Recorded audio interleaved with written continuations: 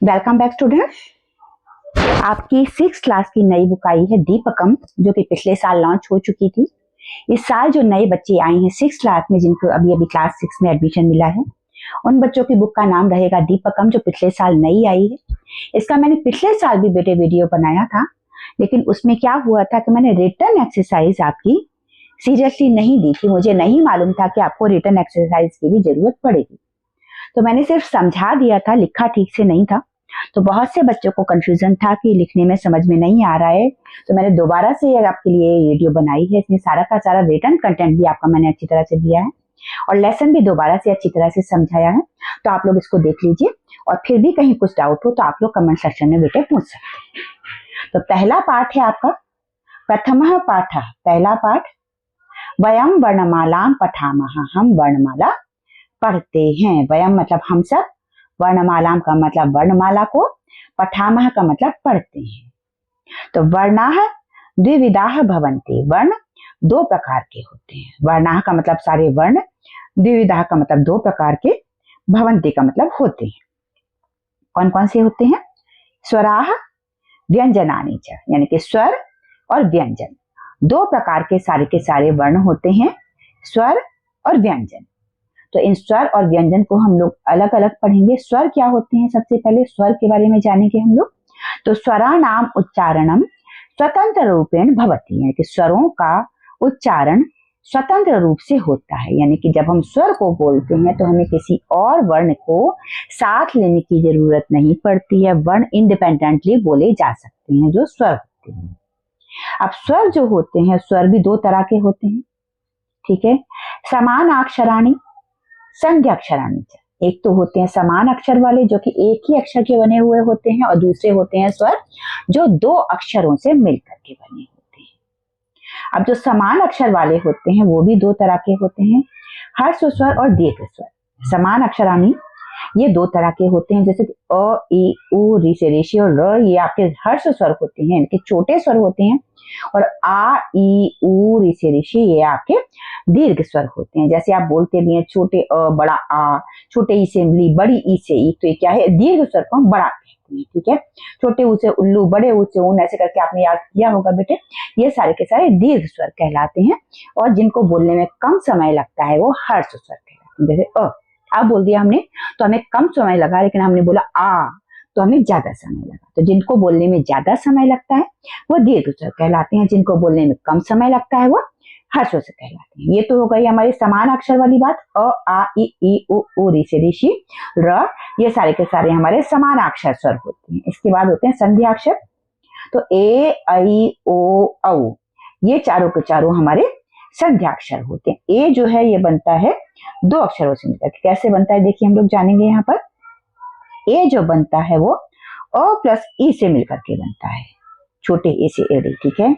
और ऐसे एनक अ प्लस ए से मिलकर के बनता है। ऐसे ही उ जो बनता है, ओ जो बनता है अ प्लस उ मिलकर के ओ बनता है, और अ प्लस ओ मिलकर के ये औ बनता है, ठीक है। इन चारों को आपको ध्यान रखना है कि ए जो होता है, ए होता है अ प्लस ई, आई होता है ए प्लस अ प्लस ई, ओ होता है अ प्लस उ, और ओ औ होता है अ प्लस ओ।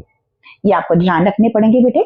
ये चारों के चारों संध्या अक्षर स्वर कहलाते हैं। अब र जो होता है इसका कोई दीर्घ स्वर नहीं होता है, और संध्या अक्षर जो होते हैं वो हर्ष स्वर नहीं होते हैं। ये बातें आपको ध्यान रखनी होंगी कि र जो होता है इसका कोई दीर्घ वर्ण नहीं होता है र का, और जो हर्ष स्वर होते हैं वो संध्या अक्षर नहीं हो सकते हैं कभी भी।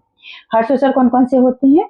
हर्ष स्वर हैं आपके अ, ई, उ, री से ऋषि और र। ये आपके कभी भी संध्या अक्षर नहीं हो सकते हैं, ठीक है। आगे अनुनासिक स्वर कौन से होते हैं? मुखेन सह नासिक्या अपि उच्चारिताः स्वराः अनुनासिक स्वराः भवन्ति। वो स्वर जो कि मुंह के साथ साथ नाक से भी बोले जाते हैं अनुनासिक स्वर कहलाते हैं। जैसे कि अ, आ, ई, ई, उ, ऊ, री, री, रुम, ई, ऐ, ओ, औ। ये सारे के सारे अनुनासिक स्वर कहलाते हैं बेटे। इसको आपको कंफ्यूजन नहीं होना चाहिए। जिनमें नाक का भी इस्तेमाल हम लोग बोल रहे होते हैं, नाक से आवाज निकल रही होती है, उनको अनुनासिक स्वर कहते हैं। ये हो गई सारी की सारी स्वरों की बात। स्वर हमारे पास कैसे कैसे निकल करके आए। हर्ष स्वर, दीर्घ स्वर, ये सारे के सारे मिलकर के समान अक्षराणी कहलाते हैं, समान अक्षर कहलाते हैं। और संध्याक्षर होते हैं ए, ऐ, ओ, औ। और नासिका के होते हैं हमारे अनुनासिक स्वर होते हैं, जो नाक के सहारे बोले जाते हैं। ठीक है, इसके बाद अब हम जानेंगे व्यंजनों के बारे में। तो व्यंजन होते हैं आपके जो कि स्वरों की सहायता से बोले जाते हैं। व्यंजनों के उच्चारण के लिए हमें किसी न किसी स्वर की सहायता की आवश्यकता होती है। इसलिए वर्णमाला में जो व्यंजन होते हैं उनका उच्चारण हर जगह पर अ स्वर के साथ जुड़ करके होता है। जैसे क, अगर क आपको कहना तो हो जाएगा क प्लस अ, ये क कहलाएगा, क्योंकि अ की आवाज इसमें आ रही होती है। ऐसे ही ख अगर आप बोलेंगे तो हो जाता है खो प्लस अ, यानी कि ख हो गया। ऐसे ग प्लस अ हो जाएगा ग, और घ प्लस अ हो जाएगा घ। ये सारे के सारे स्वर बिना किसी व्यंजन की सहायता के नहीं बोले जा सकते। जैसे मैंने कहा, मान लीजिए मैंने कहा मक्का, तो बीच का क जो है ये बिना किसी स्वर की सहायता के बोला गया है। तो ऐसे अगर हम सारे के सारे स्वरों को बोलेंगे तो हम नहीं बोल पाएंगे। इस वजह से सारे के सारे स्वरों को बोलने के लिए हमें व्यंजनों की आवश्यकता, सारे व्यंजनों को बोलने के लिए हमें साथ में स्वरों की आवश्यकता होती है। तो यहाँ पर अस्वर केवलम उच्चारणर्थम योजिता अस्ति, यहाँ पर उच्चारण के लिए हमने अस्वर को जोड़ा है। क, ख, ग, घ, ये सारे के सारे व्यंजन जो है ये अ के बगैर नहीं बोले जा सकते हैं। अब व्यंजन जो होते हैं उनके चार भेद होते हैं। व्यंजनों के चार भेद होते हैं। पहला है वर्ग्या स्पर्शा वर्ण, पहला है वर्ग स्पर्श वर्ग, जो कि 5 वर्ग हैं हमारे। क वर्ग, च वर्ग, ट वर्ग, ट वर्ग और प वर्ग। पांचों के पांचों मुंह में कहीं ना कहीं हमारे बोलने में आवाज जो निकलती है, हवा जो निकलती है, कहीं ना कहीं हमारे मुंह के अंदर किसी जगह को छू करके निकलती है। इसलिए सारे के सारे स्पर्श व्यंजन कहलाते हैं, स्पर्श वर्ण कहलाते हैं।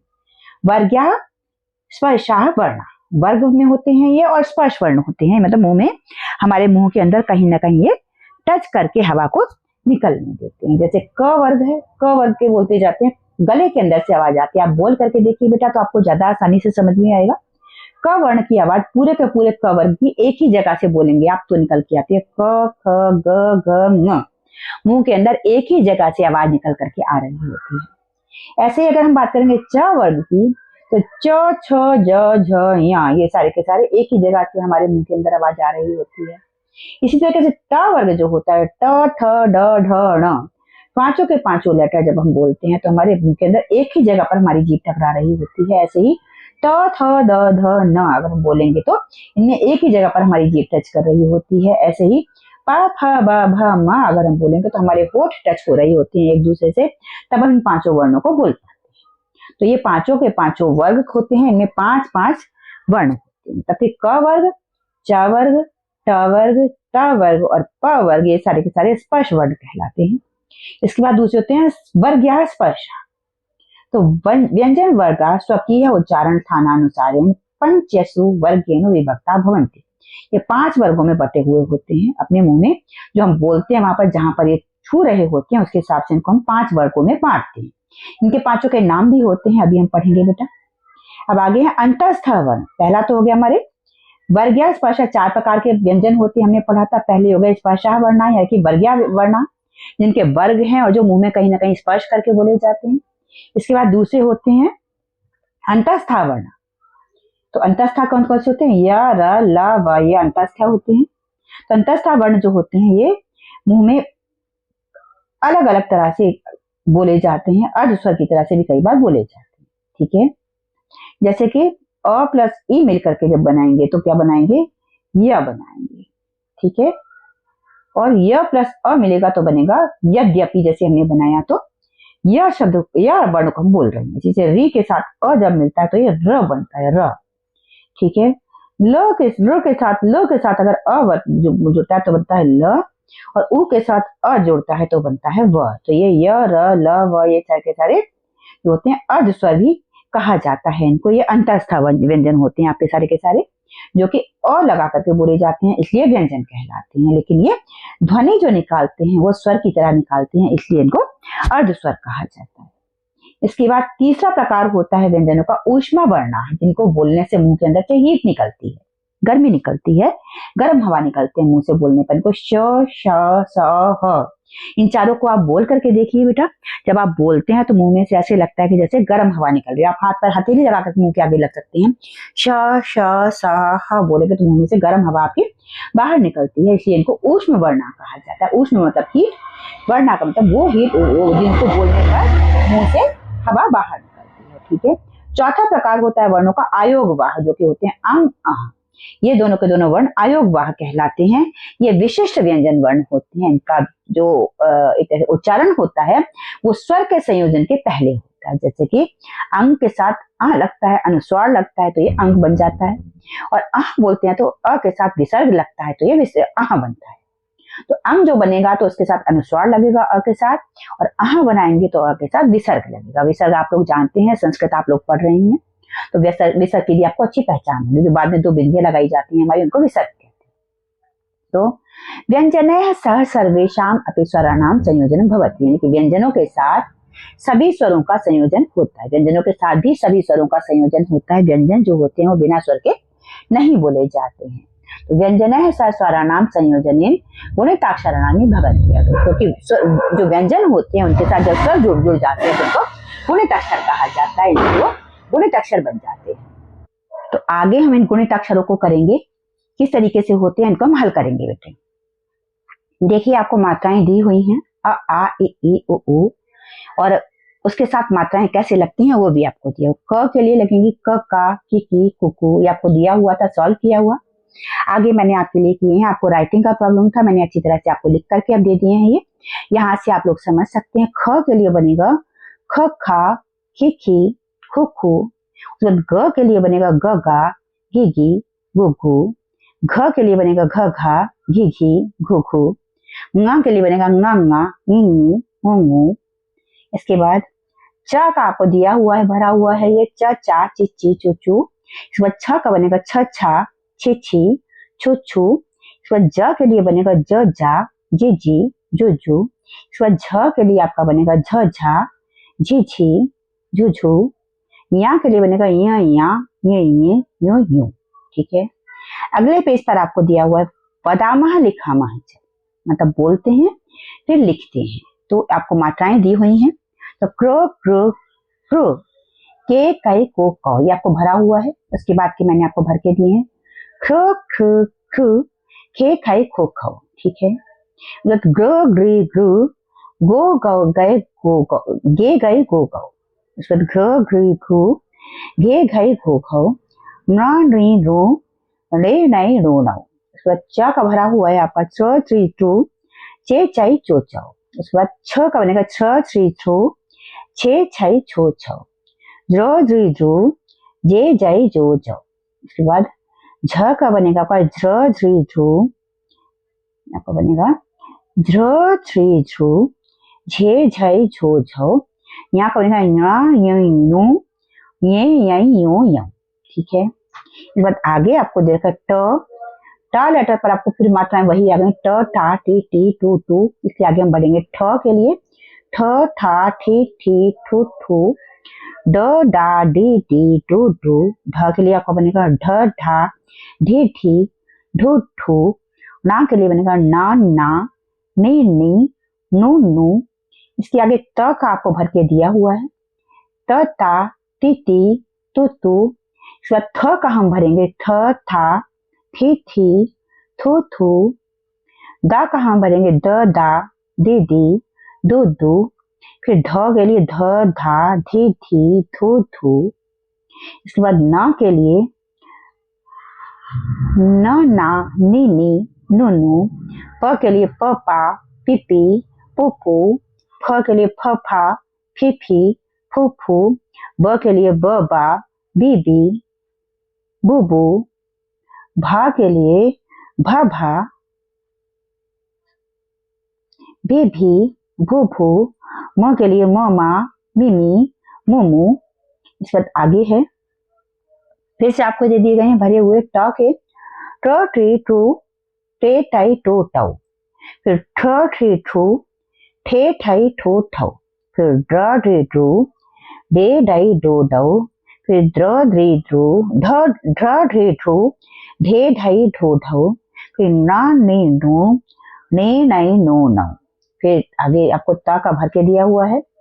ट्र थ्री ट्रू, ते ताई तो तौ, थ थ्री थ्रू, थे थाई थो थौ, द्र द्री द्रु, दे दाई दो दौ, ध्र ध्री ध्रु, धे ढाई धो धौ, र री रू, ने नाई नो नौ। इसके आगे पा के लिए प्र प्री प्रू, पे पाई पो पौ भरा हुआ था आपका। फ्र फ्री फ्रू, फे फाई फो फौ। फिर ब्र के लिए ब्र ब्री ब्रू, बे बई बो बौ। फिर भ्र के लिए भ्र भ्री भ्रू, भे भाई भो भौ। फिर माँ के लिए म्र मृ मृ, मी मई मो मौ। इसके बाद आगे या के लिए फिर से आपको दी गई हैं मात्राएं य या ये यू यू। आगे र का हम भरेंगे र रा, री री, रू रू। ला का भरेंगे ल ला, ली ली, लू लू। व का भरेंगे व वा, वी वी, वू वू। इसके आगे श का भरेंगे श शा, शी शी, शू शू। शा षटकोण का बनेंगे शा शा, शी शी, शू शू। फिर सा का बनेंगे स सा, सी सी, सू सू। ह का बनेंगे ह हा, ही ही, हु हु। इसके बाद अनुस्वार है आपका अंग, ङा, इंग, नी, उंग, ऊ, अह, अहा, इह, इही, उह, उहु। इनको हम भरेंगे कंग, कांग, किंग, किंग, कुंग, कुंग, है ना। ये भर लिया मैंने आपका। और ख का भरेंगे खह, खाह, खिह, खिही, खुह, खु। ठीक है। इसके बाद आगे देखिए यह का आपको दे रखा है रो, ये यो यो दे रखा था भरा हुआ। उसके बाद री री री, रे राय रो रो, ल के र री रो, ले लाए लो लो, व्र के व्र व्री रो, वे वाई वो वो। इसके बाद शा के लिए श शी शू, शे शाई शो शौ, श शू, शे शाई शो शौ। श्र के लिए श्र श्री श्रू, से साई सो सौ। ह के लिए ह्र री रू, हे हाई हो हौ। इसके बाद रिंग के लिए आप क्या करें रिंग रंग, रिंग, इंग, एंग, ओ आऊ। फिर रिंग रह, एह, एह, ओह, ओह। ठीक है। इसके बाद अभ्यास दिया गया है आपको, अभ्यास करना है तो आप यहाँ से अभ्यास कर रहे हैं। क्रम क्रिम क्रुम, कम केम कोम कौम। क्रम क्रिम क्रुम, खम खेम खोम खौम। ठीक है। यहाँ पर आपको दिया गया है कि री री ऋ एतानि त्रीणि गुणिताक्षराणि क्रमेण इत्येवमपि प्रकारेण तरेण लिख्यन्ति। तीनों को ऐसे ही लिखा जाता है। ठीक है। आगे संयुक्त व्यंजन। संयुक्त व्यंजन कैसे होते हैं देख लीजिए आप लोग। क्ष से क्षत्रिय आपका संयुक्त व्यंजन होता है। यहाँ पर हम पढ़ेंगे इसके बारे में। जो एक से ज्यादा व्यंजनों के मेल से बनने वाले व्यंजन होते हैं उन्हें संयुक्त व्यंजन कहा जाता है। यानी कि व्यंजन जो होती हैं, संयुक्त व्यंजन जो होती हैं, वो दो या ज्यादा व्यंजनों से मिलकर के बने हुए होते हैं। जैसे कि क्ष क्षत्रिय, ये बनता है आपका क प्लस श षटकोण प्लस अ, तब बोला जाता है क्ष क्षत्रिय। ठीक है। कक्षा के लिए आपका बनेगा क प्लस अ, क प्लस श प्लस आ, तब जाकर के कक्षा शब्द बनेगा। ऐसे त्र जो बनता है त प्लस रा मिलकर के बनता है, उसमें अ जुड़ जाता है तब इसको त्र पढ़ा जाता है। तो पत्रम अगर आप लिखें तो प प्लस अ, तो प्लस र प्लस अ प्लस म, तब ये पत्रम बनेगा। ऐसे ही ज्या जो बोलते हैं ज प्लस या मिलकर के बनता है प्लस अ बनता है, तो जानम होता ज्ञानम है, लेकिन इसे अब हम ज्ञानम बोलने लग गए हैं। तो ज प्लस य प्लस आ प्लस न प्लस अ प्लस म, ये ज्ञानम हो जाता है बेटे।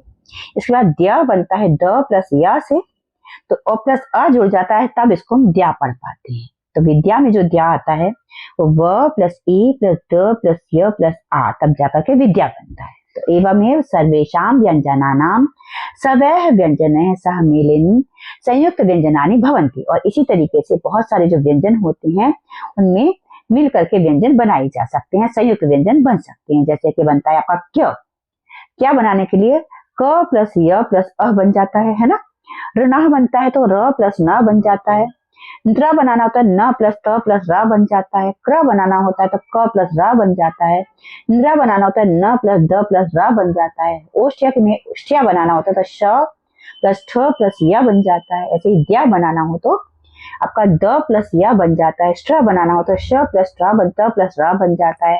ध्या के लिए न प्लस ध प्लस य प्लस आ बन जाता है। तो इस तरीके से संयुक्त व्यंजन जो होते हैं वो नए वर्ण नहीं होते हैं, बल्कि अलग अलग संयुक्त व्यंजनों से मिल करके अलग तरीके के संयुक्त व्यंजन बनाते हैं, जिनको हम अपनी भाषा में इस्तेमाल करते हैं। तो ये सारे के सारे संयुक्त व्यंजन है।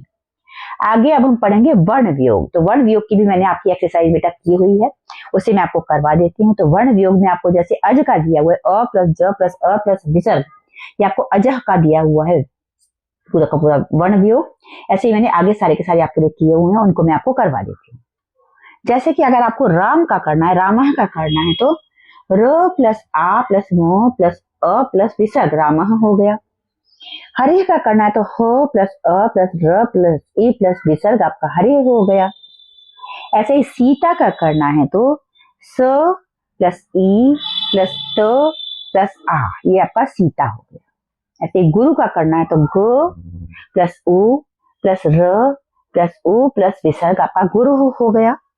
ऐसे ही बधू का करना है तो व प्लस आ प्लस ध प्लस उ प्लस विसर्ग आपका बधू हो गया। ऋषि का करना है तो री से ऋषि प्लस ओ प्लस श प्लस ई प्लस विसर्ग आपका ऋषि हो गया। ऐसे ही मात्र नाम का करना है तो म प्लस आ प्लस त प्लस री प्लस न प्लस अ प्लस म आपको करके दिया हुआ है।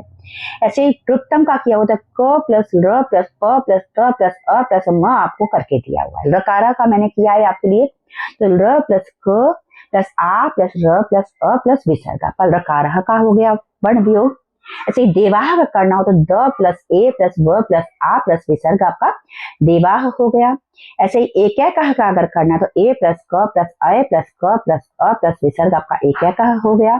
ओम का करना है तो ओ प्लस म हो गया, ये आपका अ प्लस उ भी बन सकता था, अ प्लस उ प्लस मा भी कर सकते हैं इसको। आगे औषधम के लिए औ प्लस श प्लस अ प्लस ध प्लस अ प्लस म आपका औषधम हो गया। इसके बाद आपको आगे और दिए गए हैं, ये आपको करने हैं। जैसे तो वाक्यम का आपको करके दिया गया व प्लस आ प्लस क प्लस य प्लस अ प्लस म। इसके बाद मूर्धन्य का आपको करना है तो म प्लस उ प्लस र प्लस ध प्लस अ प्लस न प्लस य प्लस अ प्लस ह विसर्ग मूर्धन्य, ये पूरा का पूरा हो जाएगा। ठीक है, और जो मात्रा होती है, स्वर जो होते हैं, उनको व्यंजन से अलग करके लिखा जाता है। ऐसे तालव्य का अगर करना है तो त प्लस आता प्लस ल प्लस अ ल अधा व फिर अधा य प्लस अ या हो गया और विसर्ग तालव्य। ब्राह्मण का करना है तो ब प्लस आ, बाह्यम का करना है तो ब प्लस आ बा, ह आधा हो गया ये प्लस अ य और म लास्ट वाला तो पूरा मिलकर के बन गया बाह्यम। ऐसे क्रीड़ा का करना है तो क आधा र प्लस ई क्री, ड प्लस आ डा क्रीड़ा। ग्रहणम का करना तो ग प्लस र प्लस अ हो गया ग्रह, ह प्लस अ हो गया गह, न प्लस अ हो गया न और म ग्रहणम। ऐसे वज्र का करना तो व प्लस अ व, ज प्लस र प्लस अ हो गया ज्र, म लग करके हो गया म, तो ये हो गया वज्रम। ऐसे दृष्टा अगर आपको करना तो द प्लस र हो गया द्र और अद्र हो गया पूरा का पूरा, श ट आ हो गया ष्टा दृष्टा।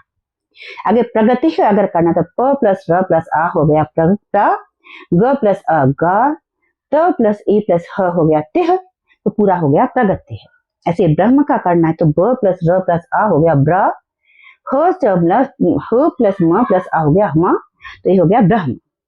ऐसे ब्रह्मचारी का अगर करना है तो ब्रह्म तक तो सेम ही हो जाएगा, ब प्लस र प्लस अ ब्र, ह प्लस म प्लस अ म, च प्लस आ र प्लस ई चारी ब्रह्मचारी। जाह्नवी का अगर करना तो ज प्लस आ जा, ह आधा हो गया जाह, न प्लस अ न, व प्लस ई पी जाह्नवी। ध्वनि का करना तो ध प्लस व प्लस अ ध्व, न प्लस ई प्लस विसर्ग हो गया निह ध्वनि।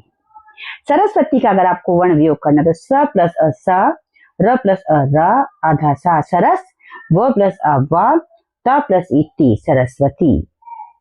इसके बाद आगे पढ़ेंगे हम। तो आपको वर्णा वर्ण आपको दिया हुआ है, वर्ण का अगर आपको करना तो व प्लस अ प्लस र प्लस न प्लस अ प्लस विसर्ग आपको करके दिया हुआ है। इसके बाद अगर हमें कर्म का करना तो क प्लस अ क, र प्लस म प्लस अ कर्म हो जाएगा। ठीक है, आगे सप्तर्षि का अगर आपको करना स प्लस अ सा, क सप्त हो गया, त प्लस अ त सप्त हो गया यहाँ तक, र प्लस श प्लस ई ऋषि, विसर्ग आ जाएगा सप्तऋषि। इसके बाद ढक्का आपको दिया गया है, ढक्का का मतलब होता है डमरू। तो ढ प्लस अ ध, क प्लस क प्लस आ का ढक्का, वित्तम के लिए व प्लस ए वी, आधा का वित्त, आधा का वित्तम, आगे से ढ को आपको ऐसे करने के लिए दिया गया वर्ण योग। सिद्धार्थ के लिए स प्लस ई प्लस द सिद्ध, ध प्लस आधा सिद्धा, र प्लस थ प्लस अ रथा, विसर्ग आ गया सिद्धार्थ। पद्मा का करना है, पद्मम का करना है तो प प्लस अ द प्लस म अ प्लस म पद्मम। शब्द का करना श प्लस अ श, आधा ब, द प्लस अ द और विसर्ग शब्द। पंचकम पंकजम का करना तो प प्लस अ प, आधा आपका अंग आ गया पंग हो गया, क प्लस अ क, ज प्लस अ ज, बाद में म, तो ये हो गया पंकजम। ऐसे व्यंजनम का अगर करना है तो आधा व, फिर य प्लस अ य, अन्न आपका यहाँ खाली, फिर ज प्लस अ ज, न प्लस अ न और म, तो व्यंजनम हो गया। ऐसे कंठ का करना था क प्लस अ क, आधा न, थ प्लस अ थ और विसर्ग, तो ये हो गया कंठ। ऐसे संदेह का करना था स प्लस अ स, आधा न, ढ प्लस ए ढी और विसर्ग संदेह। आगे आपको प्रारंभ का अगर करना है योग तो प प्लस रा प्लस आ प्रा, र प्लस अ र, आधा म, भ प्लस अ भ, विसर्ग प्रारंभ। संस्कर्ता का करना तो स प्लस अ स हो गया, स प्लस क प्लस अ प्लस र प्लस त आ, संस्कर्ता पूरा का पूरा को सॉल्व करके दिया हुआ है।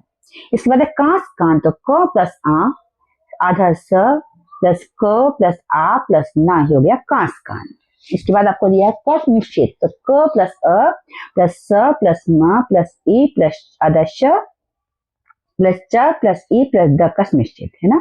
पुल्लिंगम का करना तो आधा पापा प प्लस उ फिर ल प्लस ला प्लस ई प्लस ग प्लस अ प्लस म, यह आपका हो गया पुल्लिंगम। इसके बाद संयम तो सब, अब इसमें आपका बिंदी को भी आप अलग कर सकते हैं इसमें से है ना, आपका ई प्लस अनुस्वार को अलग भी कर सकते हैं यहाँ पर, ठीक है। आगे स प्लस अ प्लस अनुस्वार प्लस या प्लस अ प्लस मा प्लस अ प्लस विसर्ग, तो संयम हो गया। ऐसे यहाँ पर आप जब करेंगे स प्लस अंग प्लस व प्लस आ प्लस द प्लस अ प्लस विसर्ग, तो आपका अ और अनुस्वार बिंदी अलग भी कर सकते हैं। आप इनको ऐसे लिख सकते हैं अ प्लस अनुस्वार अलग से भी लिख सकते हैं, ठीक है। आगे है दुखम तो द प्लस उ प्लस विसर्ग प्लस ख प्लस अ प्लस म, तो ये हो गया दुखम। आगे प्रातः कालः तो प प्लस र प्लस आ प्लस त प्लस अ प्लस विसर्ग प्लस क प्लस आ प्लस ल प्लस अ प्लस ह विसर्ग, तो ये हो गया प्रातः काल। ऐसे इंद्र का करना है तो ई प्लस न, द प्लस र, अ प्लस विसर्ग, ये हो गया इंद्र। इसके बाद आगे चलेंगे हम। मंत्री का करना है तो म प्लस अ, न प्लस त प्लस र प्लस ई हो गया मंत्री। इसके बाद राष्ट्रम र प्लस आ, शा षटकोण प्लस ट प्लस र प्लस अ प्लस म हो गया राष्ट्रम। इसके बाद कंठ्य का आपको करके दिया हुआ है क प्लस अ, नाक खाली प्लस ठ प्लस या प्लस आ प्लस विसर्ग। इसी तरीके से दंत्य का करना है तो द प्लस अ, आधा न, त या अ और विसर्ग, दंत्य हो जाएगा। ऐसे मत्स्य का करना तो म प्लस अ प्लस त प्लस स प्लस य प्लस अ प्लस विसर्ग हो जाएगा मत्स्य। ओष्ठ्य का करना है तो ओ प्लस श षटकोण प्लस थ प्लस या प्लस आ प्लस विसर्ग, ओष्ठ्य हो जाएगा। संध्याक्षरम का करना है तो स प्लस अ प्लस ना प्लस ध प्लस या प्लस अ प्लस क प्लस प प्लस आ प्लस र प्लस अ प्लस म हो जाएगा संध्याक्षरम। ऐसे ही अगर आपको संस्कृतम का करना है तो स प्लस अंग, अंग को आप बिंदी भी अलग हटा के कर सकते हो बेटा, प्लस आप इसको अ प्लस अनुस्वार भी लिख सकते हो, ठीक है।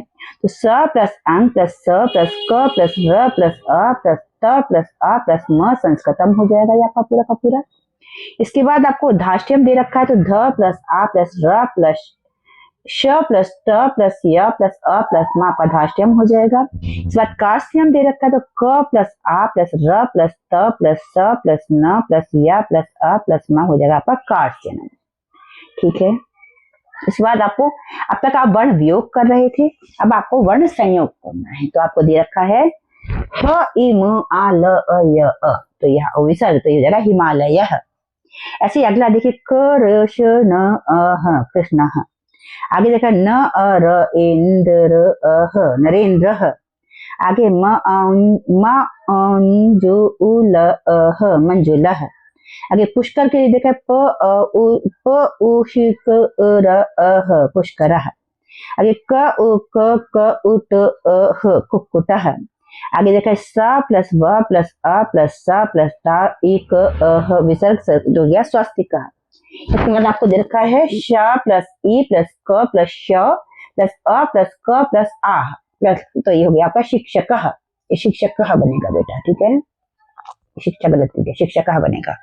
इसके बाद अगला है संगणकम, तो स प्लस अ प्लस न प्लस ग प्लस अ प्लस न प्लस अ प्लस क प्लस अ प्लस न संगणकम हो जाएगा ये। इसके बाद क प्लस अ प्लस न प्लस ध प्लस ए प्लस क प्लस अ प्लस विसर्ग, तो ये हो जाएगा कंदुक। इसके बाद धाष्टयम हो गया, ध प्लस आ प्लस र प्लस श प्लस त प्लस य प्लस अ प्लस म। इस बार कार्त्यम हो जाएगा क प्लस आ प्लस र प्लस त प्लस स प्लस न प्लस य प्लस अ प्लस म हो गया कार्त्यम, ठीक है। इस बार आगे आपको दे रखा है शब्दों का अर्थ जानना है, तो आपको पहले शब्द दिए गए हैं, फिर उनका अर्थ दिया गया, फिर उनका हिंदी का अर्थ दिया गया, फिर उनका इंग्लिश का अर्थ दिया गया। उसके बाद आपको दिया गया कि मातृभाषा में इनका आप अर्थ लिखिए। तो पित्राज्ञा यानी कि संस्कृत में आपको इसका अर्थ बता दिया, पितु आदेश यानी कि हिंदी में दिया गया पिता का आदेश। तो फादर्स इंस्ट्रक्शन यानी कि पिताजी का आदेश, तो हमारे यहाँ बोलते हैं पिता का आदेश। आगे आपको दिया गया है लाकृति यानी कि र वर्ण से आकृति, र वर्ण की आकृति, तो इसे हिंदी में कहते हैं ल वर्ण का रूप। यहाँ पर आप लिख देंगे शेप ऑफ लेटर एल, तो इसे हम लोग अपनी मातृभाषा में मेरे यहाँ बेटा ल वर्ण का रूप भी कहा जाता है। आगे आपको दिया गया अर्णव, इसका संस्कृत में ही अर्थ होता है समुद्र, हिंदी में कहते हैं सागर या समुद्र, इंग्लिश में कहते हैं सी या ओशन, तो मैंने यहाँ पर समुद्र लिख दिया है आपके लिए। इसके बाद शब्द आपको दिया गया उष्ट्र। उष्ट्र को संस्कृत में प्रमेलकः भी कहते हैं, तो ऊंट कहा जाता है हिंदी में, इंग्लिश में कैमल कहा जाता है, तो मैंने यहाँ पर ऊंट लिख दिया है। आगे आपको दिया गया है बाह्यम यानी कि बहिस्थितम यानी कि बाहरी, तो एक्सटर्नल कहा जाता है इंग्लिश को, इसको इंग्लिश में, इसको मैंने यहाँ पर बाहरी लिख दिया है। आगे है ग्रहणम यानी कि स्वीकरणम या फिर धारणम, स्वीकार करना या पकड़ना, इंग्लिश में कहा जाता है टेकिंग या होल्डिंग, तो मैंने यहाँ पर लिख दिया है स्वीकार करना। आगे दिया गया है आपको वज्रम, तो इंद्र से आयुधम यानी कि इंद्र का शस्त्र, इंद्र का हथियार, और हीरे को भी वज्र कहा जाता है क्योंकि वो बहुत मजबूत होता है। यहाँ पर आपको इंग्लिश में दिया गया है इंद्राज वेपन और डायमंड, तो यहाँ पर मैंने लिख दिया इंद्र का शस्त्र या इंद्र का हथियार, आप लिख सकते हैं। अगला दिया दृष्ट, तो ये आपको दिया गया यह पश्यति या देखने वाला, स्पेक्टेटर, तो मेरे यहाँ हिंदी में इसको दर्शक लिख दिया है मैंने, दर्शक कहा जाता है। आगे ब्रह्म, संस्कृत में इसको परमात्मा भी कहते हैं, परमेश्वर कहते हैं, और इंग्लिश में कहा जाता है ultimate reality, one supreme God, तो इसको मैंने लिख दिया है परमेश्वर। आगे है देवाः, तो इसको संस्कृत में कहा जाता है सृष्टे पूज्या शक्तयः विभूतयः च, संसार की पूजनीय शक्तियां और विभूतियां। इंग्लिश में कहा जाता है divine forces, powers and entities of the universe, इसको मैंने यहाँ पर लिख दिया है देव। आगे आपको दिया जाता है ऋषि, तो मंत्र दृष्टा कहा जाता है संस्कृत में, इसको तपस्वी कहते हैं, हिंदी में सेज यह कहा जाता है, इंग्लिश में मैंने यहाँ पर ऋषि लिख दिया है। आगे दिया गया है आपको शब्द प्रगति, इसको उन्नति भी कहते हैं संस्कृत में, हिंदी में कहा जाता है विकास, इंग्लिश में कहते हैं डेवलपमेंट, तो मैंने यहाँ पर विकास लिख दिया है। आगे है ब्रह्मचारी, तो ब्रह्मचारी को संस्कृत में विद्या संयम व्रति भी कहते हैं, तो विद्या व संयम का व्रत रखने वाला, सेलिब्रेट, इसको हिंदी में मैंने ब्रह्मचारी लिख दिया है। आगे है जानवी, जन्हो ऋषि पुत्री गंगा यानी कि जन्म ऋषि की पुत्री गंगा, ऋषि जन्हो डॉटर गंगा, इसको हमारे यहाँ गंगा ही कहते हैं, तो मैंने गंगा लिख दिया है। आगे सप्तर्षि, सप्तानाम ऋषि नाम समूह, 7 ऋषियों का समूह, 7 महान ऋषियों का समूह, हिंदी में कहते हैं ग्रुप ऑफ 7 ग्रेट सेजेस, तो इसको हमारे यहाँ सप्तऋषि ही कहते हैं, तो मैंने सप्तऋषि लिख दिया है। आगे ढक्का, ढक्का को डमरू भी कहते हैं, ढोल डंका नगाड़ा ड्रम, मेरे यहाँ डमरू ही कहते हैं, मैंने डमरू लिख दिया है इसको बेटे। आगे है वित्तम, वित्त को धन भी कहते हैं, पैसा भी कहते हैं, मनी, प्रॉस्पेरिटी, फाइनेंस कहते हैं, मैंने यहाँ पर धन लिख दिया है। आगे है पंकजम, पंकज कहा जाता है पद्म को, कमल को, लोटस कहते हैं इंग्लिश में, मैंने यहाँ पर कमल लिख दिया है। आगे है संधि, तो 2 वर्णों का मेल होता है, द्वयो वर्णयो मेलनम, तो 2 वर्णों का मेल होता है जिसे संधि कहते हैं। यहाँ पर इंग्लिश में कहा जाता है ज्वाइनिंग ऑफ 2 लेटर्स, मैंने यहाँ पर इसको संधि लिख दिया है। आगे संस्कृता, तो यह संस्कारम करोति, संस्कार करने वाला। तो यहाँ पर इंग्लिश में कहा जाता है परफॉर्मर ऑफ संस्कारा, तो मैंने यहाँ पर इसको लिख दिया संस्कार करने वाला। आगे कांस कान यानी कि कान कान, तो इसका मतलब है किन किन को। तो यहाँ पर अगर टू होम ऑल, तो मैंने यहाँ पर लिख दिया किन किन को। आगे कस्मिश्चित यानी कि कुत्रचित, कहीं पर, किसी में, समवेयर, इसको मैंने लिख दिया कहीं पर। आगे आपको दिया गया पुल्लिंगम, पुवाचकम लिंगम यानी कि पुरुषवाचक लिंग, मस्कुलिन जेंडर को कहा जाता है, इसे मैंने पुरुषवाचक लिंग कह दिया है। अगला वर्ड आपको दिया गया है संयम। संयम का मतलब होता है आत्मानुशासनम, आत्मनियंत्रण, सेल्फ कंट्रोल, इसको मैंने यहाँ पर लिख दिया आत्मनियंत्रण। आगे आपको दिया गया है संवाद, तो इसको परस्परम संभाषणम कहा जाएगा संस्कृत में। सौहार्दपूर्ण चर्चा, डिस्कशन, इंटरेक्शन, मैंने यहाँ पर लिख दिया है सौहार्दपूर्ण चर्चा। आगे दिया गया है प्रातः काल है, प्रभात वेला, सुबह का समय, मॉर्निंग टाइम, तो मैंने इसको लिख दिया है प्रभात, आप सुबह भी लिख सकते हैं। आगे है शब्द राष्ट्रम, जिसे देशः भी कह सकते हैं, राष्ट्र या देश, नेशन, इसको मैंने देश लिख दिया है।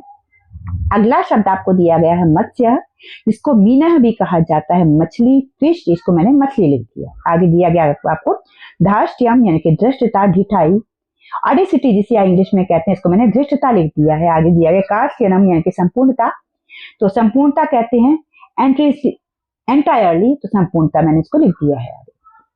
आगे दाशरथी है यानी कि दशरथ के पुत्र राम, हिंदी में हमारे यहाँ राम कहते हैं, दशरथ संत, तो मैंने इसको राम लिख दिया है। नरेंद्र यानी कि राजा या सम्राट, तो इंग्लिश में कहते हैं किंग या एम्परर, मैंने इसको राजा लिख दिया। मंजुला कहते हैं सुंदर को, रमणीय कहते हैं, लवली, चार्मिंग, इसको मैंने सुंदर लिख दिया है। आगे पुष्करम, पद्म को कहते हैं कमल को, तो लोटस कहते हैं इंग्लिश में, मैंने इसे कमल लिख दिया है। आगे स्वस्तिका, तो मंगल चिन्ह, शुभ चिन्ह, स्वस्तिक का चिन्ह आपने देखा होगा ऐसे करके बनता है बेटे, तो ऑस्पिशियस सिंबल होता है स्वस्तिक, ठीक है। आगे है संगणकम, संगणक कहा जाता है कंप्यूटर को, तो हमारे यहाँ कंप्यूटर ही कहते हैं। आगे है कंदुका, गेंदुका, गेंद को कहते हैं, इंग्लिश में बॉल कहते हैं, इसको मैंने गेंद लिख दिया है।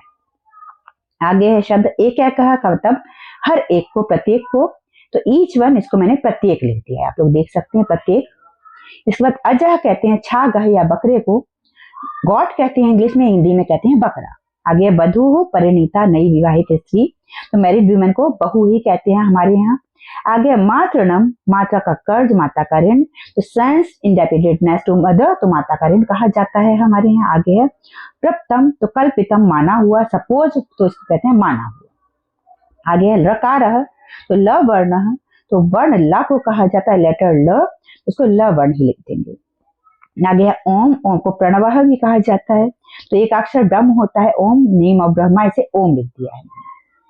आगे है औषधम, औषधम का मतलब भेषजम यानी कि दवाइयाँ, औषध मेडिसिन, इसको मैंने दवा लिख दिया है। और आगे जिह्वा, इसे रसना भी कहते हैं, जीभ भी कहते हैं, टंग, मैंने जीभ लिख दिया है। आगे है नामधेयम यानी कि नाम, आगे है नाम, इसको इंग्लिश में नेम कहते हैं, मैंने यहाँ नाम लिख दिया। आगे है भगिनी, भगिनी को स्वसा भी कहते हैं, बहन भी कहते हैं, सिस्टर भी कहते हैं, मैंने इसे बहन लिख दिया है।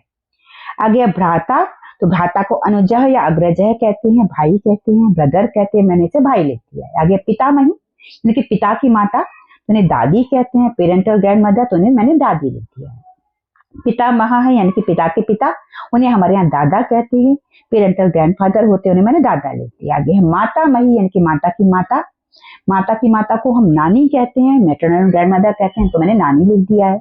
आगे मातामह यानी कि माता के पिता, उनको नाना कहते हैं, मैंने मैटरनल ग्रैंडफादर लिख दिया है, नाना लिख दिया है। आगे सुश्री, कुमारी कहते हैं, कुमारी यानी कि मिस, हमारे यहाँ कुमारी कहते हैं, मैंने कुमारी लिखा है। आगे श्री, तो लक्ष्मी या सुंदरता को कहा जाता है, गॉडेस ऑफ प्रॉस्पेरिटी यानी कि संपन्नता की देवी, इनको हमारे यहाँ लक्ष्मी ही कहते हैं बेटे।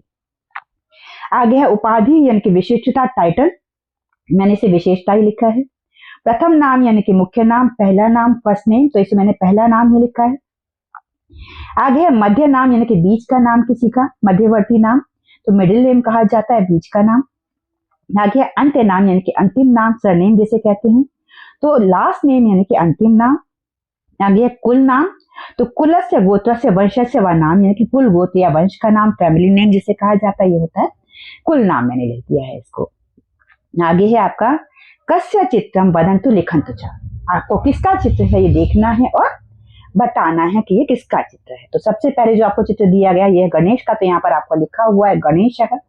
इसके बाद नाक का चित्र दिया गया है, नाक को संस्कृत में कहते हैं नासिका, मैंने लिख दिया है। आगे कबूतर का चित्र दिया गया है, आपको इसको कहते हैं कपोतः, तो मैंने कबूतर लिख दिया है। इसके बाद आपको भारत का नक्शा दिया गया है, तो मैंने भारतः लिख दिया है। आगे आपको राम का चित्र दिया गया है, तो मैंने रामः लिख दिया है। आगे डमरू दिया गया है, डमरू को संस्कृत में कहते हैं ढक्का, तो मैंने ढक्का लिख दिया है। आगे हिरण का चित्र दिया गया है, इसे संस्कृत में मृगः कहते हैं, इसलिए मैंने मृगः लिख दिया है। आगे एक चम्मच है, एक बर्तन है, इसलिए मैंने यहाँ पर पात्र लिख दिया है। आगे यज्ञ हो रहा है, इसको मैंने यज्ञ लिख दिया है। इसके आगे पैर दिखाया गया, इसको मैंने पाद लिख दिया है। चरण भी लिख दिया मैंने, क्योंकि नीचे का हिस्सा जो होता है पैर का ये चरण कहलाता है। ठीक है बेटे। आगे चित्रम पश्यन्तु पट्टिकातः समुचितान वर्ण समूहान चित्वा रिक्त स्थानानि पूरयन्तु, यानी कि चित्र में आपको पट्टिका दी गई है, ये देखिए यहाँ से देख करके आपको एक एक लेटर यहाँ से भरना है। तो मैंने भर लिए हैं, क्योंकि बेटा एक एक करके भरूंगी तो बहुत टाइम लगेगा, ये मैं आपको यहीं से भरे हुए दिखा देती हूँ। पहले में आया है पंकजम, आपका भरा हुआ था। दूसरे में मैंने भरा चंद्र, तीसरे में भरा शुक्र, चौथे में भरा वृक्ष, इसके बाद पांचवें में भरा दंता, छठे में भरा चंचु यानी कि चोंच, सातवें में भरा त्रिशूलम, आठवें में भरा अष्ट यानी कि 8, इसके बाद भरा ढक्का यानी कि डमरू और शंख यानी कि शंख। ये सारे के सारे आपके यहाँ पर भर गए हैं। तो चंद्र का मतलब चंद्रमा, शुक्र का मतलब हाथी, वृक्ष का मतलब पेड़, दंता का मतलब दांत, चंचु का मतलब चोंच, त्रिशूलम का मतलब त्रिशूल, अष्टा का मतलब 8, ढक्का का मतलब डमरू और शंखा का मतलब शंख। इसके बाद आपको जो दिए गए प्रथम वर्णेन पदम वदन्तु लिखन्तु चाहिए, इनको पहला जो लेटर आपको दिया गया है इससे ही आगे आपको दो दो शब्द लिखने। जैसे अ से आपको दिए गए हैं अग्नि अस्त्र, ऐसे ही बाकी शब्द आपको लिखने हैं। तो मैंने लिखे हैं कमल कपोतः, च से लिखे मैंने चक्षु चंद्र, पा से मैंने लिखे हैं पद पथ, र से मैंने लिखे हैं रथ रस, म से मैंने लिखे हैं मय मन, ह से लिखे हैं हस्तः हस्ती, ता से लिखे हैं तम तव, वा से मैंने लिखे हैं वकह वज्र। आगे आपको नाम लिखने के लिए दिए गए हैं बेटा, पहले मैंने ये भरे नहीं थे, मैंने सोचा था कि आप लोग भर लेंगे। ऐसे ही आप लोग अपने घर के नाम भी लिख सकते हैं। पहले जैसे माता का नाम दिया गया तो श्रीमती श्यामा, मध्य नाम नहीं है उनका, तो मैंने देवी लिख दिया है, श्यामा देवी। फिर पिता का नाम है श्रीमान सुरेंद्र सिंह चौहान, तो सुरेंद्र उनका प्रथम नाम है, सिंह मध्य नाम है, चौहान उनका कुल नाम है। ऐसी भगिनी यानी कि बहन सुश्री अंजू, उनका मध्य नाम नहीं है, चौहान। आगे भ्राता यानी कि भाई ललित, मध्य नाम नहीं है, चौहान, तो ललिता चौहान हो गया। पितामही यानी कि दादी, सुशीला नाम था उनका खाली। पितामह यानी कि दादा गया सिंह चौहान उनका पूरा नाम था। आगे चंद्रकली नानी का नाम था मेरी, चंद्रकली देवी। आगे मेरे नाना थे नहीं, मैंने ऐसे ही काल्पनिक नाम लिख दिया है, राम सिंह कुशवाहा, तो राम उनका प्रथम नाम हो गया, सिंह उनका मध्य नाम हो गया, कुशवाहा उनका पारिवारिक नाम हो गया। अब शिक्षकों के नाम जैसे आपको लिखनी है, तो मैंने यहाँ पर कुछ उदाहरण आपके लिए लिखी है। जैसे कि उपाधि है श्री प्रमोद कुमार, मध्य नाम हो गया, इनका अंत्य नाम नहीं है किसी का। तो आगे श्रीमती प्रीति कुमारी, तो प्रीति कुमारी मध्य नाम हो गया, अंत्य नाम इनका नहीं है। श्री गौरव मध्य नाम नहीं है, गर्ग ये आपका हो गया। अगर श्री राजेंद्र कुमार शर्मा, तो यहाँ पर राजेंद्र आपका प्रथम नाम हो गया, अध्यापक का मध्य नाम हो गया कुमार, शर्मा हो गया अंत्य नाम। और श्रीमती रेखा रानी इनका अंत्य नाम नहीं है, तो श्रीमती रेखा रानी आपका इनका अध्यापक का नाम है। आगे ठीक है, आगे आपको दिया गया है, देखिए यहाँ पर के मध्य नाम अस्ति चेत पूर्ण नाम लिखन्तु, नास्ति चेत रिक्तम त्यजन्तु, यानी कि अगर मध्य नाम है तो पूरा नाम लिखे, नहीं है तो रिक्त छोड़ दो, मैंने रिक्त छोड़ दिया है। केवलम प्रथम वर्णम ना लिखन्तु, पूर्ण नाम लिखन्तु, यानी केवल प्रथम वर्ण नहीं लिखना है। जैसे कि कोई लिख दे MK शर्मा, ऐसे नहीं लिखना है, पूरा लिखना है मुकेश कुमार शर्मा, ऐसे आपको पूर्ण नाम लिखना है। आगे दिया गया है मित्राणाम पूर्ण नामानि लिखन्तु, मित्रों के पूरे नाम लिखिए। जैसे किसी का नाम है शीतल, केवल शीतल नाम है, उसका मध्य नाम कुछ नहीं है, अंत्य नाम कुछ नहीं है।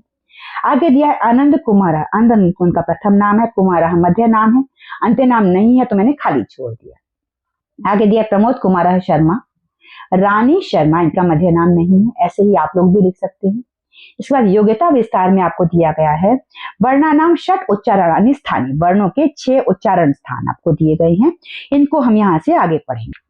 तो वर्णों के 6 उच्चारण स्थान होते हैं, जिनको आपके सामने दिखाया गया है चित्र में। पहला होता है आपका कंठ, ठीक है, दूसरा होता है तालु, तीसरा होता है मूर्धा, चौथा होता है आपका दंत, पांचवा होता है ओष्ठः और छठा होता है नासिका।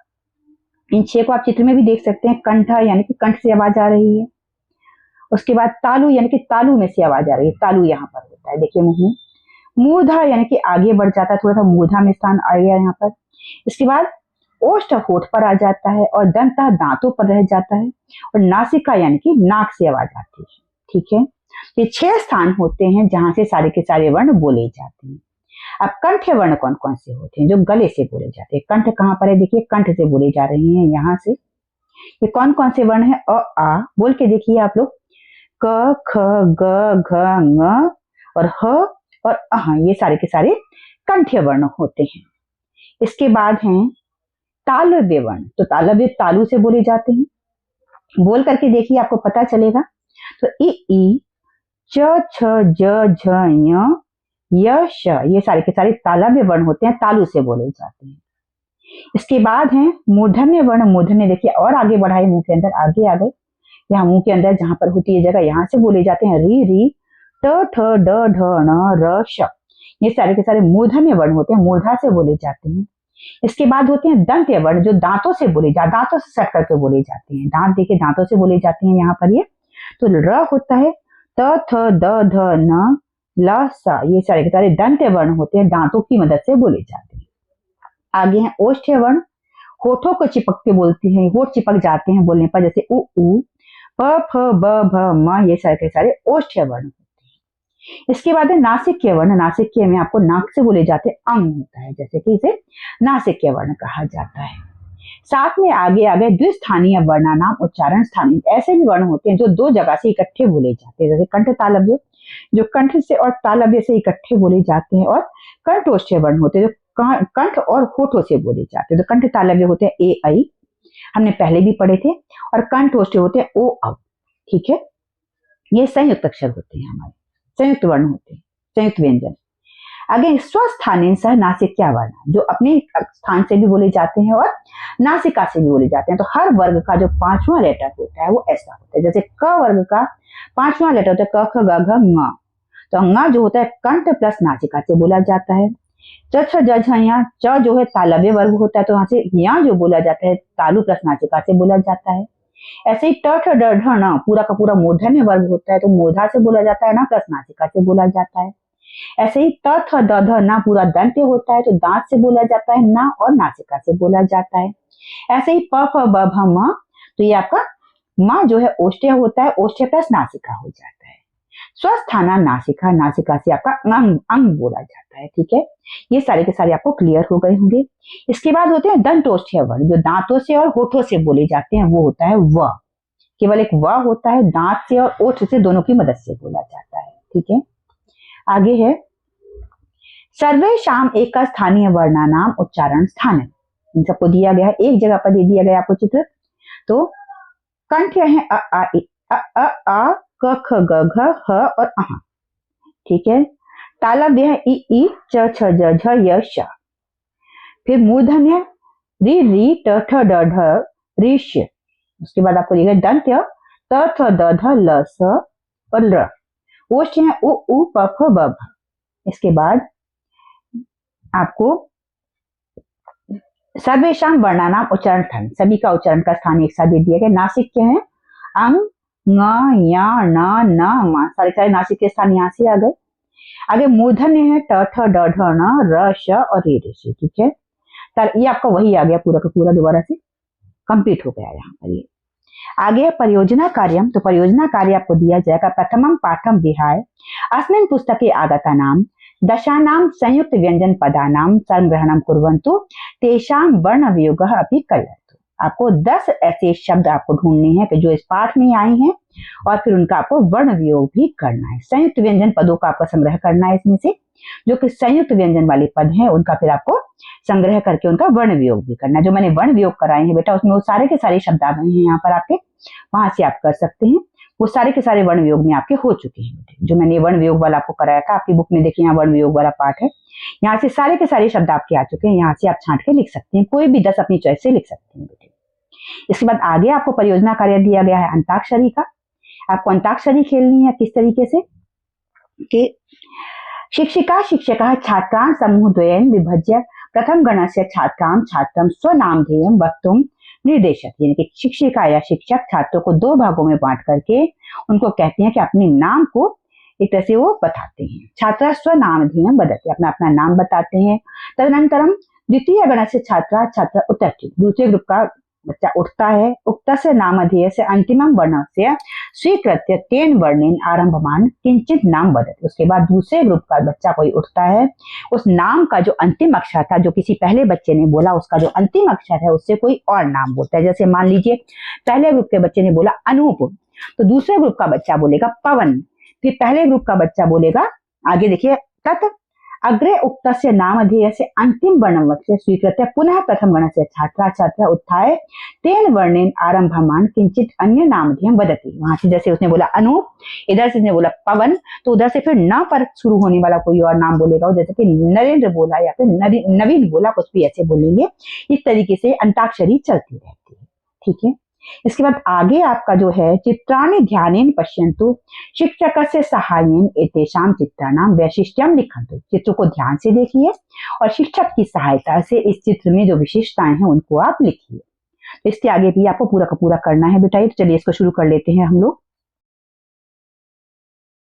इस प्रश्न में आपसे पूछा गया है कि चित्राणि ध्यानेन पश्यन्तु, यानी कि चित्र को ध्यान से देखिए।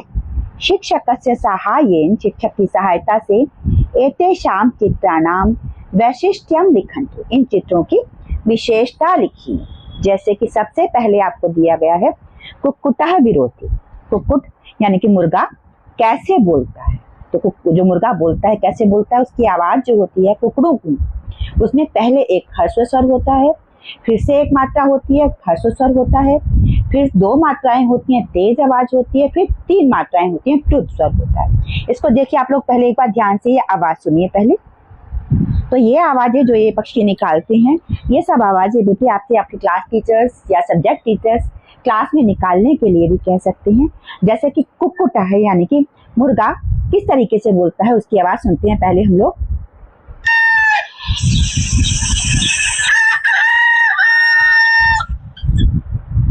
तो आपने सुना, ये आवाज थी मुर्गे की, कुकड़ू कू।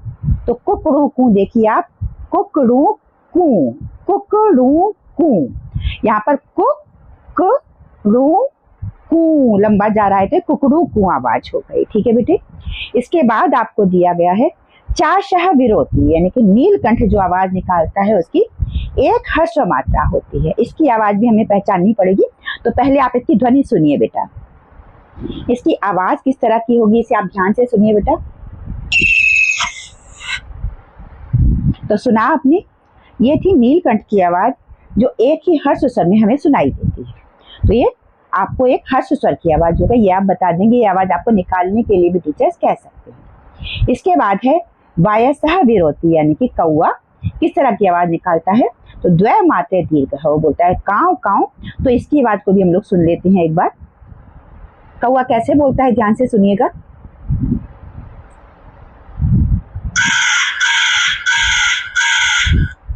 ठीक है, तो ये आवाज है दीर्घ, यानी कि काव काव काव काव बोल रहा है ये। इसके बाद शिखी यानी कि मयूर के काम करो थी, मयूर काव के काव की आवाज करती है, इसकी आवाज लंबी खींचती है। इसे प्लस यानी कि तीन मात्राओं की आवाज कहते हैं। किस तरह की आवाज होती है, जरा ध्यान से सुनिएगा आप लोग। तो मोर कैसे बोलता है, जरा ध्यान से सुनिएगा।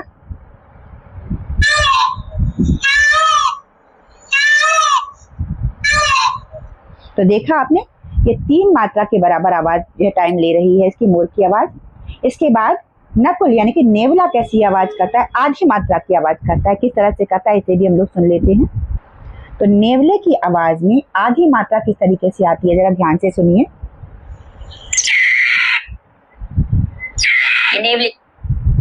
ये नेवले की आवाज थी बेटा, तो ये आधी मात्रा में आ रही थी आपके लिए। आगे चलते हैं हम लोग। तो यहाँ पर आपको दिया गया है चाशस्तु वदते मात्राम द्विमात्राम त्वेव वायसः शिखी रौति त्रिमात्रम च नकुलस्थ द्विमात्रकम। नकुलस्थ द्विमात्रकम यानी कि चाशस्तु यानी कि जो मुर्गा है वो किस तरह से बोलता है, मात्राम द्विमात्रम तमेव वायसः। जो चाशा तो होता है मात्राओं में बोलता है, आधी एक मात्रा में बोलता है, और जो द्विमात्रा में कौवा जो होता है वो 2 मात्रा में बोलता है। शिखी यानी कि मोर 3 मात्रा में बोलता है, और नकुल आधी मात्रा में बोलता है, नकुल यानी कि नेवला। तो इनके बारे में फिर से आपको एक बार दिया गया है, देख लीजिए। चाशा है यानी कि नीलकंठ पक्षी, 1 मात्रा उसकी आवाज में होती है, ह्रस्व स्वर होता है। वायसा है यानी कि कौवा, कौवा द्विमात्रा में ध्वनि करता है, यानी कि उसकी आवाज दीर्घ मात्रा होती, दीर्घ स्वर होता है। इसके बाद शिखी यानी कि मोर जो होता है 3 मात्राओं में उसकी आवाज होती है, प्लुत स्वर होता है। और नकुला यानी कि नकुल, आधी मात्रा की उसकी आवाज होती है, जो कि व्यंजन की तरह से होता है। तो एक तरीके से आपको सारी की सारी आवाजों पर एक दोहा श्लोक बताया गया है, और इन सबकी आपको आवाज पहचानने के लिए कहा गया है। इसके बाद आपको उच्चारण स्थानानाम पाणिनीय शिक्षा सूत्राणि, उच्चारण स्थान के लिए पाणिनि के सूत्र हैं। आपको है विसर्जनीय यानी कि कंठ्या, कंठ से बोले जाने वाले स्वर हैं अ, आ, क, ख, ग, घ, ङ, ख, विसर्ग और अह। एषां वर्णानाम उच्चारणम कंठ स्थाने भवति, इन सबका उच्चारण कंठ से होता है, इसलिए इन सबको कंठ्य कहा जाता है। इसके बाद है इचुषयास यानी कि तालव्याः, तो इ उ च छ ज झ य श एषां वर्णानाम उच्चारणम तालु स्थाने भवति, यानी कि इन सब वर्णों का उच्चारण तालु स्थान से होता है। इसके बाद ऋतु रसा मूर्धन्याः यानी कि री से ऋषि, री, ट, ठ, ड, ढ, न, र और श षट्कोण, एषां वर्णानाम उच्चारणम मूर्ध स्थाने भवति, मूर्धन्या होते हैं ये सारे के सारे। इसके बाद आपको दिया गया ऋतु रसा दंत्याः यानी कि र, त, थ, द, ध, न, ल, स, तो एषां वर्णानाम उच्चारणम दंत स्थाने भवति। देखिए यहाँ पर आपको इनकी पहचान देखिए, इचुयशास, इचुयशास है ना, पहचान के लिए दी गए हैं आपको। और ऋतुरसा, ऋतुरसा है ना, ये आपको पहचानने के लिए दिए गए। ट वर्ण पूरा का पूरा ट वर्ग और श षट्कोण, यहाँ पर च वर्ग और श षट्कोण। यहाँ पर आपको है विसर्जनीय यानी कि अ से अनार आ, और क से मतलब क वर्ण, का वर्ग पूरा का पूरा क, ख, ग, घ, ङ, विसर्ग, उसके बाद जनिया मतलब उसके बाद ये सारे के सारे आपके कंठ्य हैं। इचु या शास कौन सा, ई से ई, च से मतलब च वर्ग, या का मतलब या से यज्ञ बोला जाएगा, और शा और सा आपका ये सारे के सारे तालव्य होंगे। इसके बाद ऋतुरसा मतलब री से ऋषि, ट वर्ग और र और शा षट्कोण, ये सारे के सारे मूर्ध स्थानीय होते हैं। इसके बाद आपको दिया गया ऋतु लसा दंत क्या है, मतलब ल तो र होता है, और ता वर्ग और ला और सा ये सारे के सारे दंत्य होते हैं। वर्ग मतलब के पूरे 5 वर्ण बेटा, त, थ, द, ध, न है ना। इसके बाद है उपपद्यामानीय ओष्ठ्या यानी कि उ और उ और प वर्ग पूरा का पूरा, उसके बाद उपमाध्यनीय यानी कि ये सारे के सारे आपके वर्ण जो है ओष्ठ स्थान होते, ओष्ठ्य होते हैं। इसके बाद आपको दिया है स्वस्थान नासिका स्थान, यानी कि जो सारे के सारे पंचम वर्ण होते हैं ये सारे के सारे ऐशा वर्ण, या खाली, या खाली, अणा खाली, न और म, ये सारे के सारे वर्ण उच्चारणम उभयो स्थानयोः अर्थात स्वस्थानीय सह नासिका स्थाने अपि भवति, इन सब स्थानों को जो इनका अपना स्थान होता है। क वर्ण जैसे कि आपका था, क वर्ण आपका था कंठ्या, तो कंठ प्लस नासिका, ये च हो गया तालव्य प्लस नासिका, ता हो गया मूर्धन्य प्लस नासिका, ता हो गया दंत्य प्लस नासिका, और पा हो गया ओष्ठ्य प्लस नासिका वाले में। ये सारे आ जाएंगे। क जो है ङ, ञ, न, न, मा, ये पांचों के पांचों अपने उस जगह से प्लस नासिका से बोले जाते हैं। ठीक है। इसके बाद ए कंठ तालव्य, ए कंठ और तालु से बोले जाते हैं। अनयोः वर्णयोः उच्चारणम उभयोः कंठ तालु स्थानयोः भवति, इन वर्णों का ए और ऐ का जो उच्चारण स्थान होता है कंठ और तालु होता है। ओ और कंठोष्ठ यानी कि ओ और औ कंठ और ओष्ठ से बोले जाते हैं। अनयोः वर्णयोः उच्चारणम उभयोः कंठ ओष्ठ स्थानयोः भवति, इन वर्णों का उच्चारण कंठ और ओष्ठ स्थानों से होता है। इसके बाद दिया गया आपको वकारो दंतोष्ठ्य है, यानी कि व वर्ण जो होता है ये दंत ओष्ठ स्थान होता है इसका, यानी कि इसका उच्चारण जब व का करते हैं तो दंत और ओष्ठ से होता है। इसके बाद अनुस्वारयामाय नासिक्या है, यानी कि अनुस्वार जो होते हैं, अनुस्वार को नासिक क्या होता है, नासिक स्थान इसका उच्चारण स्थान होता है, यानी कि नाक से बोला जाता है। तो ये सब आपको समझ में आ गए होंगे बेटा, इनको अच्छी तरह से समझ लीजिए। कहीं कुछ डाउट हो तो कमेंट सेक्शन में आप लोग पूछ सकते हैं। आपके लिए इस चैप्टर की वीडियो मैंने दोबारा से बनाई है, क्योंकि पहले जब मैंने वीडियो बनाई थी तो मुझे नहीं मालूम था कि आपको ये सारे के सारे रिटर्न में भी सारे के सारे आंसर चाहिए होंगे, इसलिए उसमें मैंने ठीक से लिखा नहीं था। बच्चों की बहुत शिकायत आ रही थी कि राइटिंग समझ में नहीं आ रही है, क्योंकि मेरा इंटेंशन ये था ही नहीं कि मैं आपको रिटर्न कंटेंट दूं। पर जब बहुत सारे बच्चों की डिमांड आ रही है कि उन्हें रिटर्न में सारे के सारे आंसर चाहिए, तो ये चैप्टर्स मैं दोबारा से बना रही हूँ आपके लिए। इवन देन अगर किसी को कोई परेशानी है तो आप लोग कमेंट सेक्शन में बता सकते हैं, मैं और इम्प्रूव करने की कोशिश करूंगी। आपने अभी तक चैनल सब्सक्राइब नहीं किया है तो बहुत जल्दी से कर लीजिए बेटे, क्योंकि आपका सारा का सारा सिलेबस बहुत ही ऑर्गेनाइज वे में मैं अब आपके सामने लेकर के आने वाली हूँ, पूरा का पूरा सिलेबस। आप लोग देखते रहिए, समझते रहिए, कोई डाउट हो तो पूछते रहिए कमेंट सेक्शन में, और चैनल सब्सक्राइब कर लीजिए, लाइक किया कीजिए बेटा, कमेंट किया कीजिए। Have a great day ahead. जय हिंद, जय भारत।